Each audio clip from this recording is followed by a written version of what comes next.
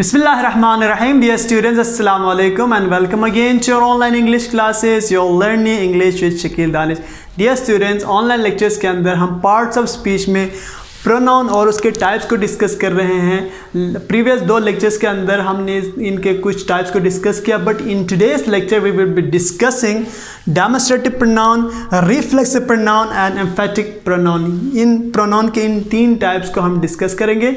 इससे पहले हम प्रोनाउन की चार टाइप्स डिस्कस कर चुके हैं। हम पर्सनल प्रोनाउन डिस्कस कर चुके हैं, हम इंडेफिनिट प्रोनाउन डिस्कस कर चुके हैं, इंट्रोगेटिव प्रोनाउन और रिलेटिव प्रोनाउन।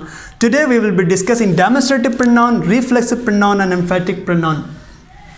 जब भी बेटे हम डेमोन्स्ट्रेट की बात करते हैं, डेमोन्स्ट्रेट का मतलब होता है टू पॉइंट और टुवर्ड्स समथिंग, किसी की तरफ इशारा करने को या किसी को मुंतखब करने को डेमोन्स्ट्रेट कहा जाता है।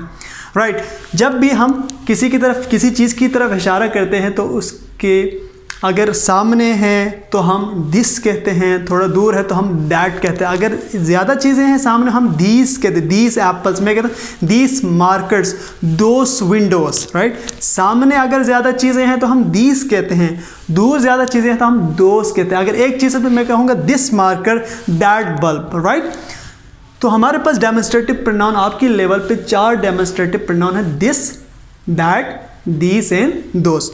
आई am writing the demonstrative pronouns here.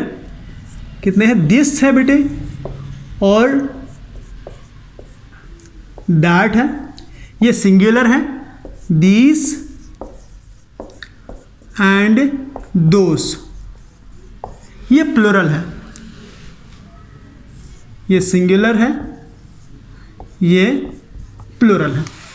अगर एक चीज़ सामने है तो आप दिस कहेंगे, दूर है तो दैट कहेंगे। एक से ज़्यादा चीज़ें आपके सामने हो तो आप दीस कहेंगे, और अगर दूर है तो आप क्या कहेंगे? उनको दोस कहेंगे। These four pronouns are demonstrative pronoun. इन प्रोनाउंस को हम डेमोन्स्ट्रेटिव प्रोनाउन कहते हैं। फॉर एग्जाम्पल, मैं इनका एग्जाम्पल यहाँ पे लिखता हूँ, this is my pen, this is my pen, ये मेरा कलम है। तो यहाँ पे इस जुमले के अंदर अगर आपसे पूछे कि डेमोन्स्ट्रेटिव प्रोनाउन क्या है तो आप क्या कहेंगे? This is the demonstrative pronoun. एक और एग्जांपल मैं यहाँ पे लिख देता हूँ, दोस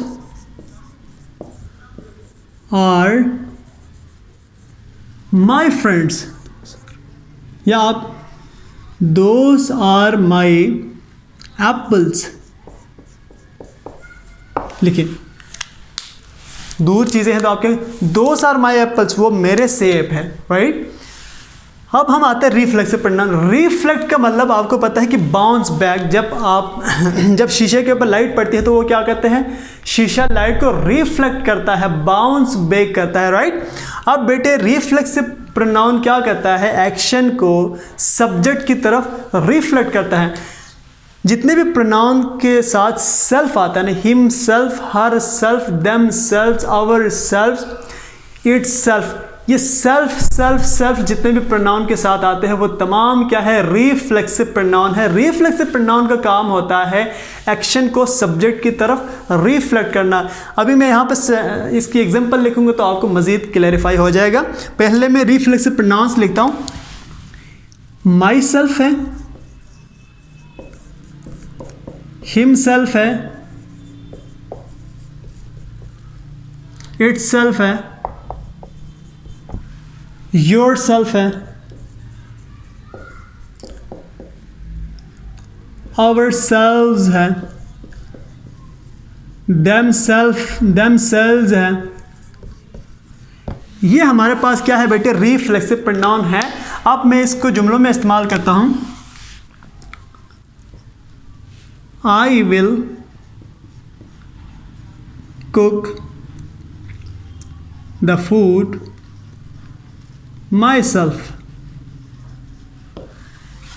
अब यहाँ पे myself क्या है? रिफ्लेक्सिव प्रोनाउन है। I will cook the food myself, मैं खाना खुद पकाऊंगा।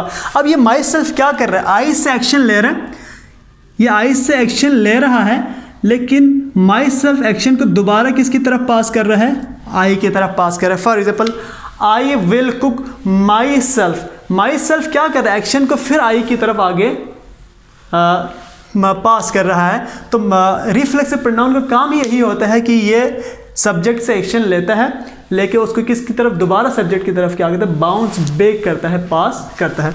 या आप और भी आप इसके जुमले लिख सकते हैं, she is going to Lahore herself, वो लाहौर खुद ही जा रही है, राइट। आप we are going to play the match ourselves, हम मैच खुद खेलने जा रहे हैं, राइट। इन प्रोनाउंस को बेटे हम कहते हैं रिफ्लेक्सिव प्रोनाउन।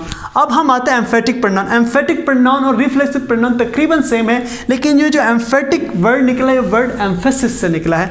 एम्फेटिक वर्ड बेटे वर्ड निकला है एम्फेसिस से, और एम्फेसिस का मतलब होता है, एम्फेसिस इज अ वर्ब, और इसका मतलब होता है to stress, stress upon. Stress upon यानी उर्दू में अगर आप ताकीद देना, अगर आपने किसी चीज़ के ऊपर जोर देना है तो उसको आप क्या कहते हैं, एम्फेसिस कहते हैं, स्ट्रेस डालना उसको कहते हैं।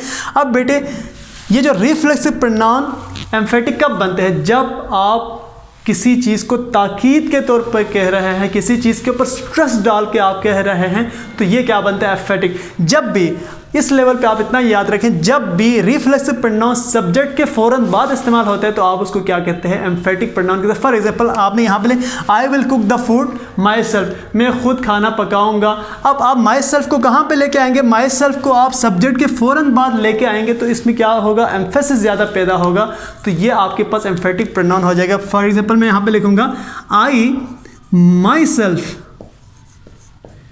Will cook the food. अब यहाँ पे आपने कहा I will cook the food my, ऊपर रिफ्लेक्सिव प्रोनाउन में आपने कहा था I will cook the food myself, मैं खुद खाना पकाऊंगा। यहाँ पे आपने कहा I myself will cook the food, मैं खुद ही खाना पकाऊंगा। इसमें ज़्यादा ताकीद है, इसमें स्ट्रेस ज़्यादा है, इसमें एम्फेसिस ज़्यादा है। एम्फेटिक प्रोनाउन की ख़ास डेफिनेशन तो नहीं है, यहाँ पे आप ये वाली डेफिनेशन याद रखें। एम्फेटिक प्रोनाउन, रिफ्लेक्सिव प्रोनाउन कब एम्फेटिक बनता है, when we use reflexive pronoun just after the subject, just after the subject we will call it emphatic pronoun. Subject के फ़ौरन बाद जब हम रिफ्लेक्सिव प्रोनाउन को इस्तेमाल करते हैं तो उसको हम एम्फेटिक प्रोनाउन कहते हैं। उसकी वजह यह है क्योंकि ये एम्फेसिस, ताकीद ज़्यादा जुमले के अंदर पैदा करते हैं। सो बेटे आज हम अपने लेक्चर को ज़रा कंक्लूड करते हैं इसको एक बार। Today we talked about 3 kinds of pronoun. हमने प्रोनाउन के 3 काइंड्स को डिस्कस किया। डेमोन्स्ट्रेटिव प्रोनाउन, मैंने कहा डेमोन्स्ट्रेट का मतलब किसी चीज़ की तरफ इशारा करना होता है। हमारे पास 4 डेमोन्स्ट्रेटिव प्रोनाउन है। आपके लेवल पे दिस है, दैट है, दीज है और दोस है। These 4 are the demonstrative pronoun. अब हम रिफ्लेक्सिव प्रोनाउन, रिफ्लेक्ट का मतलब होता है टू बाउंस बैक। ये क्या करता है, सब्जेक्ट से एक्शन लेके फिर सब्जेक्ट की तरफ इसको बाउंस बैक करता है। और जिन प्रोनाउन के अंदर सेल्फ आए तो वो तमाम हमारे पास क्या होते हैं, रिफ्लेक्सिव प्रोनाउन होते हैं। एम्फेटिक प्रोनाउन बहुत कम आपके पेपर में पूछा गया है, ज़्यादातर रिफ्लेक्सिव का ऑप्शन MCQs में मैंने देखा है। और एम्फेटिक प्रोनाउन जब आप सब्जेक्ट के फ़ौरन बाद रिफ्लेक्सिव प्रोनाउन को इस्तेमाल करते हैं उसको आप एम्फेटिक प्रोनाउन कहते हैं।